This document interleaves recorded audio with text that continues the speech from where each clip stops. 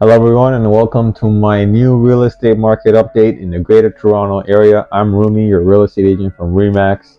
I focus in Scarborough and Durham, and let's just get straight to it.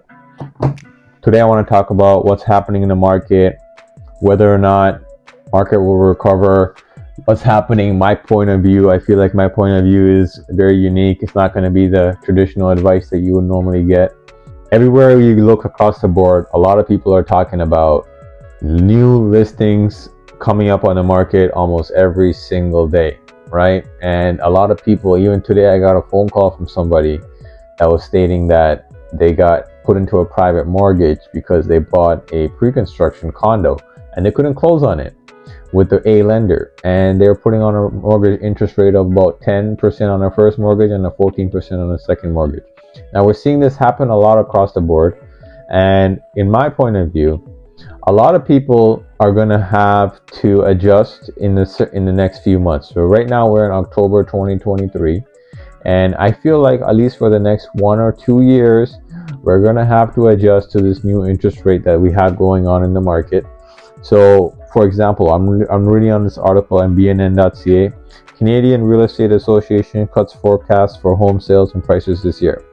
You know, me being on the ground, also I'm talking to a lot of potential people that are looking to buy or sell. This is what a bottom line, okay? October 2023, interest rates are so high. This is what I feel like. There's a lot of speculative buyers in the market. They're saying the new listings are up and sales are down. There's not that many buyers and there's a lot more sellers. They're predicting another Bank of Canada interest rate hike on October 25th. A lot of people, they're saying there's about $200 billion in mortgages that are coming up for renewals over the next year. A lot of people are in a situation where the cost of living is going up, and it's probably not going to go down, to be honest with you. We're living in times where cost of living is going up all across the board, whether it's food, gas, rent, ownership of homes. Everything is going up. Even clothing is going up. So everything is going up in general.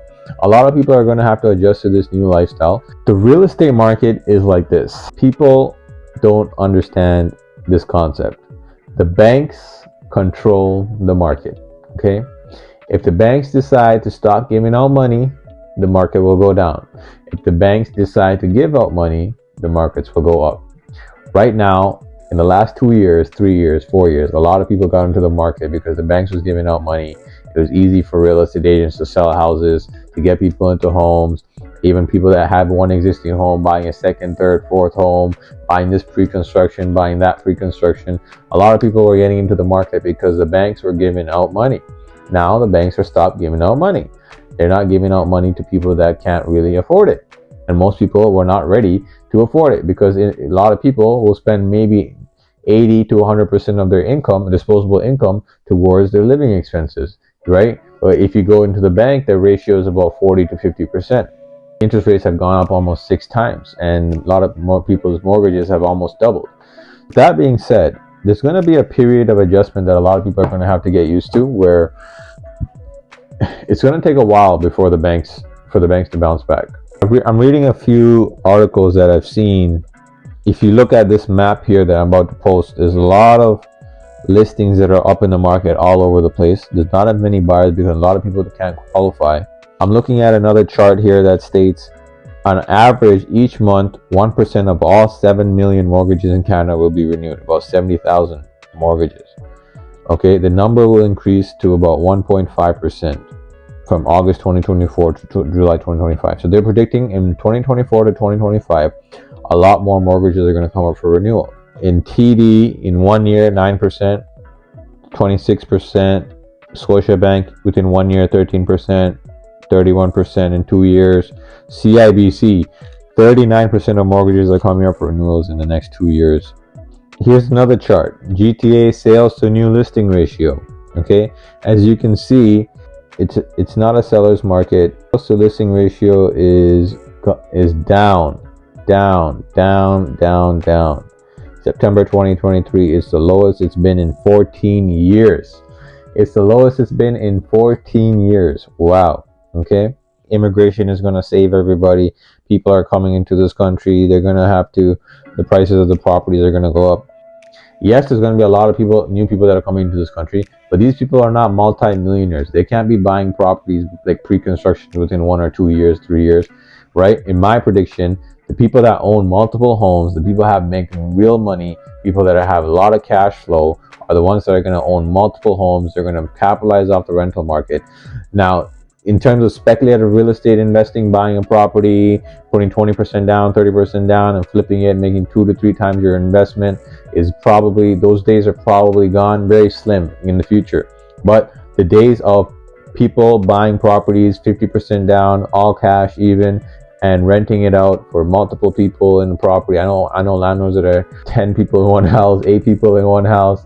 So that's what's probably going to be the future, is what's going to look like. People are going to be sharing houses, smaller houses. Landlords that have multiple houses are going to be able to get a return on their investment, and that's the way it's going. These landlords are going to accumulate, whether they start from 3, 4 properties, maybe they can scale up to 10 properties in over 10 to 20 years. But that's the only way I see them being able to scale it, is by utilizing the rental market. All these immigrants coming in, it's not going to increase the pay of the average citizen that's going to be living in this country. It's not going to increase the pay of a normal worker. It's anything, the incomes are going to stay the same. People are going to have to work together. They're going to have to team up with their family. They're going to have to team up with their friends, their trusted friends, sign contracts between their friends and work together, pool their income, pool their deposits to get into one property. Now, you utilize a good property that they can rent to multiple people, maybe get some positive cash flow. Those are the ways that people are going to have to think about it, not buying these pre-construction properties as a speculative investment. By the time it comes down to get a mortgage, your negative cash flow, it's almost like, how are you going to operate like that? Especially if you're not a business owner, or if you're not an entrepreneur, or you don't have a cash flow, or you don't have passive investments. You got to assess your situation. So you can see the chart here that says that the immigration is at an all-time high. Monthly home sales is down below the 10-year monthly moving average in January in 2023.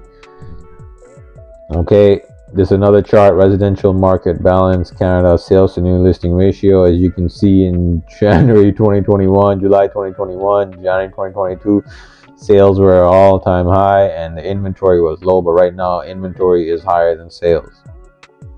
Residential price in Canada is going down on average. Yep, that's true. Apparently TD is saying they're predicting in 2024 sales to fall between 8 and 6%. In my prediction, it's October 2023. The market is going to go down at least 10%. So if a property is worth $100,000, $1 million, it'll go down $100,000. If there's a townhouse that's worth $750,000, the new price probably in the next year is going to be $675,000. It's going to get to a point, the only people that are going to be buying and selling are the people that absolutely have to. Okay, I'm speaking to a lot of people that own properties.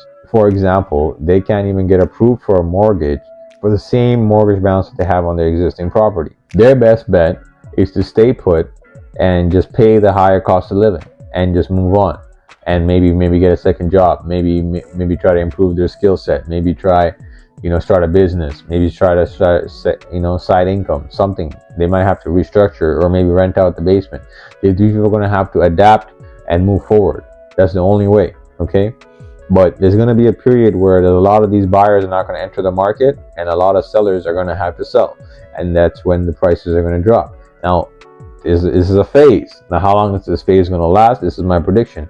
At least till the end of 2024, prices will go down. Once a lot of these speculative sellers and investors and people that can't hold on are out of the market, which might take a while. Who knows how long it's going to take? Only God knows. Maybe the government knows, but nobody really knows. If somebody knew exactly what was going to happen, they would have been multi-billionaire rich. So maybe Warren Buffett knows. I don't know. But this is my prediction. And once that is out of the way, then the market will start to recover. And like I said, it's going to be people that I don't see it becoming easier to get into a mortgage. I still think it's going to be hard to get into a mortgage. I just think that the qualification is going to be a lot harder. Now, is there going to be astronomical returns like there was since 2015 till now, 2023? No. But I do think that there will still be opportunity, but it's more so going to be in the rental space. having properties that can get multiple tenants within the one residential property, maybe multifamily units, like you can see here, pooling into a group of investors that you trust, or pool into something like this and cash flow positively and maybe collect income paid on a mortgage, refinance, restructure, scale up. There's so many options available, but this is kind of like what the future is going to look like. People that own multiple homes and bigger properties and have the cash flow coming in are going to own more. It's going to be very hard for the first time home buyer to get into the market. It's going to be more of a renter's market. And that's all immigration is going to do. It's going to make it a bigger, much so renter's market. And it's going to be hard. More immigration at this point, at these rates, it only means harder for a first-time home buyer. They're not going to, if they were to make it so much easier for a lot of these first-time home buyers and new immigrants that come into this country to just get a property, these real estate prices will go even crazier. And I highly doubt that's going to happen. It's not going to be as crazy. There will be opportunities as always, but it's not going to be as good as it was before. I'm looking at this another article on BNN and Bloomberg. Canada Bank Watchdog flags risk of higher borrowing costs. Now, we are seeing this across the board. It is what it is at the end of the day. There are higher borrowing costs for everything. Car sales are down. It's just going to be a period where, yes, prices are probably going to go down a bit, right? There's going to be a lot of people that have no choice but to stay put into their home and just pay the higher cost of living and move on. You knock a whole street of people, they can't even move. Most people, they can't move unless they're going to rent. So there's going to be a period where a lot of people have to get out of the way. The people that can't afford to hold on, speculators, and then once that's done, it'll stabilize and then it'll slowly creep back up. But it's not going to be like a astronomical increase unless we get like another black swan event, maybe. But that's what I see for the future. So if you're in the market right now, my advice to you, depending on your situation, it just depends. It depends on your finances. You have to dig deeper. You have to speak with people that are actually doing it. You have to speak with people that are actively in the market. Get tailored advice specifically for your situation. And I think that's going to be the best way to go about it. I'm Rumy, your realtor with Remax. If you're looking to buy or sell a home, you can reach out to me through my website or give me a phone call directly. Thank you. Have a good one.